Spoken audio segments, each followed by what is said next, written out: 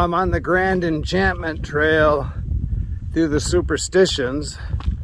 Since I got knocked off the Arizona Trail after spending a month in winter conditions, I figure I might as well get the fruits of my labor in super bloom April hiking in Arizona. Everything's green, orange, yellow, purple. It's just really incredible colors for the desert.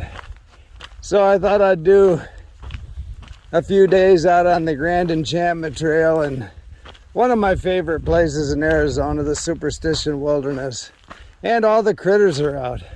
I've already seen a Gila monster this morning. I didn't get a picture because he was a little too quick, and I don't harass wildlife just to get a photo or a video, so I let him go and didn't try and coax him out to get a flick of him. So I thought I'd take some time to answer some of the comments that I've had over the last couple months while I was on the Arizona Trail. I haven't had a lot of time to get to them.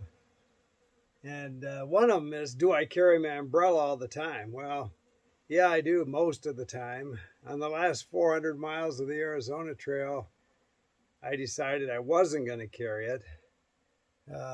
But even that, when you get up, if it wasn't a crazy weather year like this year, once you get up above Flagstaff, and even in the canyon, that sun can just beat you to death. And so now I'm on the Grand Enchantment Trail from the beginning or the end, First Water Trailhead into the Superstition Wilderness. And so spring has sprung now. It's 80s and 90s every day. And so I've had this umbrella on most of the day. It just, again, it doesn't keep you all that cool. It just keeps that sun from beating the heck out of you. And it does block your view. You don't have to wear a hat because you got this giant hat on. I see more and more umbrellas now. A lot of people carrying them. They do help you in the rain too, but I've got rain gear for that. It's really a sun issue for me. And in Arizona, Utah, New Mexico, just depending on where you're hiking, it can be a blessing to have one, I'll tell you, and I carry it a lot. Another question is, what is my pack weight? I mean, loadout weight, not base weight. My base weight, 14 to 16 pounds, depending on what I'm carrying, but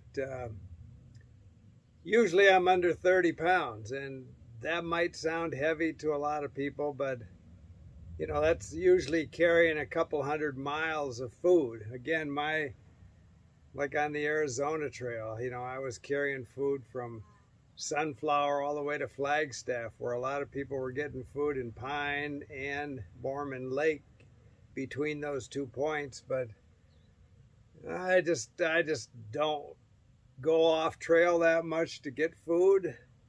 Pine was right on the way. I could have had a box sent there, but it was only 3 or 4 days up the trail. So why? It's, if I'm under 30 pounds, that's including 2 liters of water. So I'm like 29 and a half pounds. I think I weighed my pack at when I left Sunflower, with over 4 pounds of water and enough food to get me 200 miles based on a 20-mile day, which is usually what I hike this time of the year because of light. As you get more light, you get more miles. And that helps with food and water management.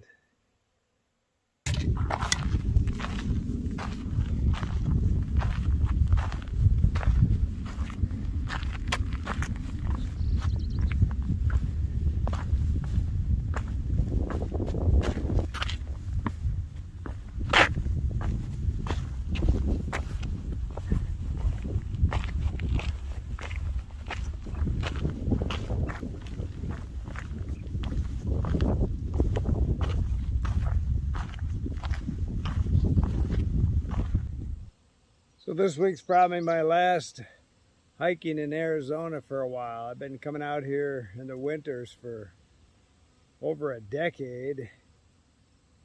But I think I'm going to hike the Florida Trail next year. At least go to Florida, hike in Florida. I mean, I love Arizona, but there's just not enough alligators.